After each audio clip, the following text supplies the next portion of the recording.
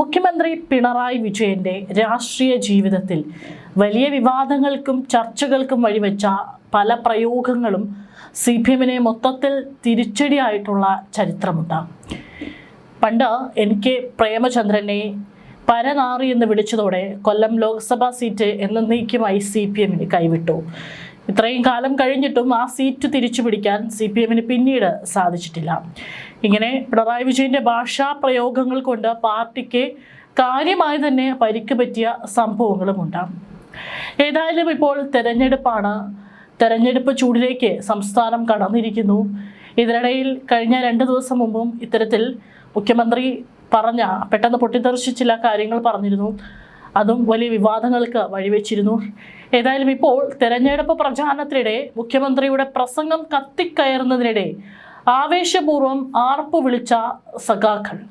പക്ഷേ അവരുടെ ആ ആർപ്പുവിളി തന്നെ മുഖ്യമന്ത്രി പിണറായി വിജയന് ബുദ്ധിമുട്ടായി. ശബ്ദം നിയന്ത്രണാതീതമായതോടെ കൂടുതൽ ഒച്ച വെച്ചാൽ പ്രസംഗം നിർത്തുമെന്ന് മുഖ്യമന്ത്രിയുടെ ശാസന. വണ്ടിപ്പെരിയാർ മിനി സ്റ്റേഡിയത്തിൽ നടന്ന പൊതുസമ്മേളനത്തിലാണ് ഈ ഒരു സംഭവം നടന്നിരിക്കുന്നത്. ഇടുക്കി ജില്ലയിലെ ഭൂപ്രശ്നം ശാശ്വതമായി പരിഹരിച്ചു. ഭൂമി തരം മാറ്റുന്നതിന് പ്രത്യേക ഫീസ് ഈടാക്കേണ്ട എന്ന് സർക്കാർ തീരുമാനിച്ചു. കേരളം അതിദാരിദ്ര്യമുക്ത സംസ്ഥാനമായി. ലോകം അത്ഭുതത്തോടെ അത് കേട്ടു. ഇത്തരം കാര്യങ്ങൾ മുഖ്യമന്ത്രി പ്രസംഗത്തിൽ ഉന്നയിച്ചപ്പോഴാണ് സദസ്സിൽ നിറഞ്ഞുകൂടിയ കാണികൾ കൈയടിച്ച് ആർപ്പു വിളിച്ചത്. അതായത് രണ്ടാം പിണറായി സർക്കാരിലെ നേട്ടങ്ങൾ മുഖ്യമന്ത്രി പിണറായി വിജയൻ തന്നെ എണ്ണി പറയുന്നത് അണികളിൽ ആവേശമുണ്ടാക്കി. അവർ കൈയടിച്ചു, ആർപ്പു വിളിച്ചു. പക്ഷേ അതൊക്കെ തന്നെ മുഖ്യമന്ത്രിക്ക് അലോസരമായി. ഇത് പറഞ്ഞാണ് മുഖ്യമന്ത്രി പ്രസംഗം നിർത്തുമെന്ന് എല്ലാവരോടും പറഞ്ഞത്. ഇതോടുകൂടി തന്നെ എല്ലാവരും നിശബ്ദരായി. പിണറായിക്ക് കയ്യടി ഇഷ്ടമായില്ലെന്ന് മനസ്സിലാക്കിയാണ് സദസ്സ് ഇക്കാര്യം നിശബ്ദമായത്. സ്വന്തം സർക്കാർ തന്നെ നല്ല കാര്യങ്ങൾ ചെയ്തതിനെക്കുറിച്ച് സംസാരിക്കുന്ന വേളയിലാണ് ഇത്തരത്തിൽ സ്വന്തം അണികളോട് അധികം സന്തോഷ പ്രകടനങ്ങളൊന്നും വലിയ നടത്തണ്ട എന്നുള്ള ഒരു ഉദ്ദേശത്തിൽ മുഖ്യമന്ത്രി പിണറായി വിജയൻ ഇത്തരത്തിൽ പെരുമാറിയിരിക്കുന്നത്. തെരഞ്ഞെടുപ്പ് കമ്മിറ്റി സെക്രട്ടറി മുൻ MLA-യുമായ ES ബിജിമോൾ ആ വേദിയിലുണ്ടായിരുന്നു. പ്രസിഡന്റ് R തിലകൻ, നേതാക്കളായ advocate Alex Kozhimala, PS Rajan തുടങ്ങിയിട്ടുള്ള ജില്ലയിലെ നേതാക്കളൊക്കെ തന്നെ അവിടെ ഉണ്ടായിരുന്നു.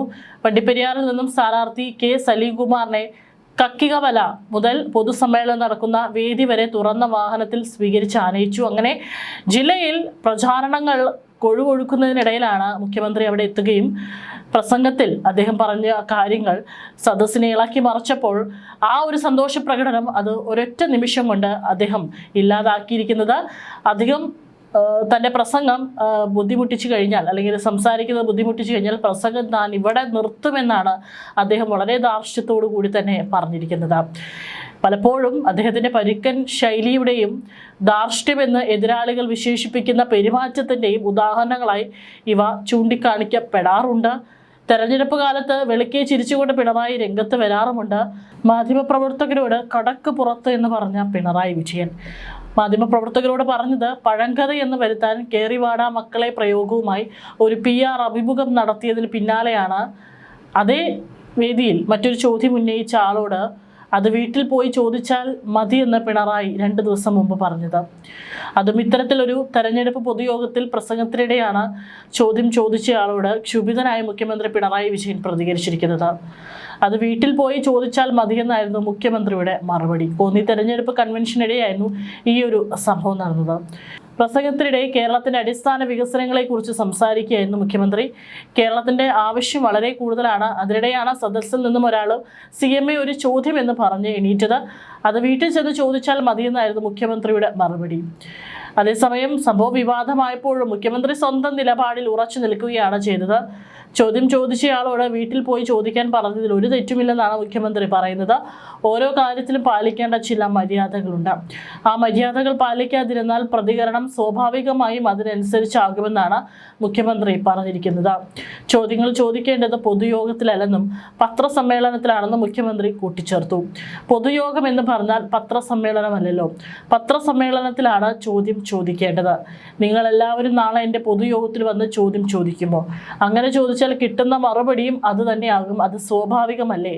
പൊതുയോഗത്തിൻ്റെതായ മര്യാദയില്ലേ? പൊതുയോഗത്തിന് സംസാരിക്കുന്നത് ഇഷ്ടമല്ലാത്തവർക്ക് കേൾക്കാതെ പോകാം, ഇഷ്ടമുള്ളവർ കേട്ടാൽ മതിയല്ലോ.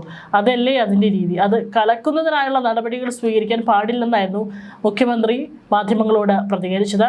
പക്ഷെ ആ വേദിയിലും അയാൾ അത്തരത്തിൽ പ്രതികരിച്ചിട്ടുണ്ടെങ്കിൽ മുഖ്യമന്ത്രി പിണറായി വിജയൻ അത് മൈൻഡ് ചെയ്യാതിരിക്കാം, അല്ലെങ്കിൽ പിന്നീട് ഇത് കഴിഞ്ഞതിന് ശേഷം മറുപടി പറയാം എന്നൊക്കെ പറയാമായിരുന്നു. പക്ഷേ അത് വീട്ടിൽ പോയി ചോദിച്ചാൽ മതി എന്നുള്ളത് അദ്ദേഹം എന്തർത്ഥത്തിലാണ് ചോദിച്ചത് എന്നാണ് മനസ്സിലാകാത്തത്.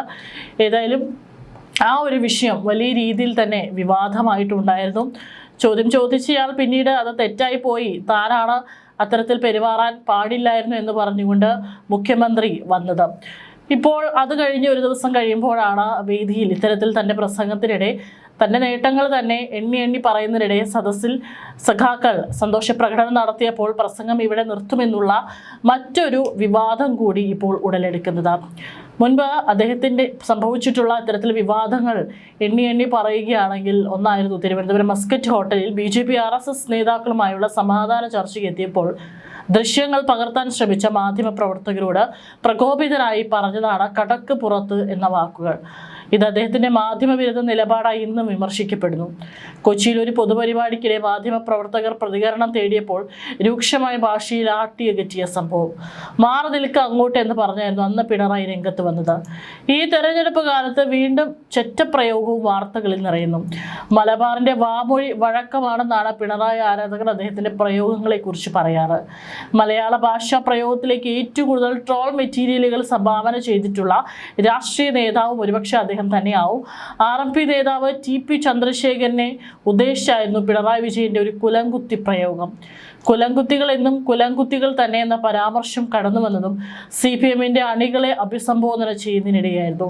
പിന്നീട് ഉപതെരഞ്ഞെടുപ്പ് ദിവസം TPയുടെ ഭാര്യ KK രമയെ കാണാൻ VS അച്യുതാനന്ദൻ പോയതും അതുമായി ബന്ധപ്പെട്ട കോളിളക്കങ്ങളുമെല്ലാം കേരള രാഷ്ട്രീയ ചരിത്രത്തിന്റെ ഭാഗം. എന്നാൽ ലോക രാഷ്ട്രീയത്തിൽ നിന്നാണ് പിണറായി ഈ പ്രയോഗം അന്ന് കടമെടുത്തത്. സോവിയറ്റ് യൂണിയൻ ഉണ്ടായിരുന്ന കാലത്ത് പ്രസിഡന്റ് ജോസഫ് സ്റ്റാലിൻ തൻ്റെ രാഷ്ട്രീയ എതിരാളികളെ വിശേഷിപ്പിക്കാൻ ഉപയോഗിച്ച പ്രയോഗമായിരുന്നു അത്. വർഗവഞ്ചകൻ എന്നർത്ഥം യഥാർത്ഥത്തിൽ TP ചന്ദ്രശേഖരനെ മാത്രമല്ല, അന്ന് പാർട്ടിയിൽ തന്നെ മറുപക്ഷത്തായിരുന്ന മുതിർന്ന നേതാവ് VS അച്യുതാനന്ദനെ കൂടി ഉദ്ദേശിച്ചാണ് പിണറായി ഈ കുലംകുത്തി പ്രയോഗം നടത്തിയതെന്ന വ്യാഖ്യാനങ്ങളും ഉണ്ടായിരുന്നു.